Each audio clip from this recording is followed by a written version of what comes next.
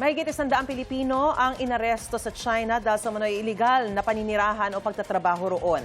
Ayon yan kay Chinese Foreign Ministry spokesperson Guo Jiakun.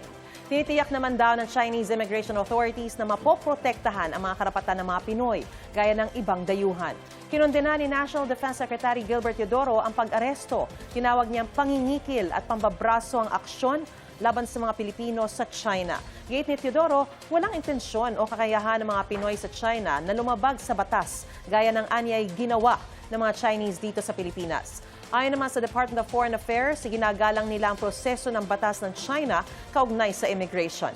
Nakikipag-ugnayan na rin sila sa ating embahada sa Beijing at konsulado kaugnay sa mga inarestong Pinoy. Hinikayat din nila ang Chinese authorities na tiyaking ligtas ang mga inarestong Pinoy.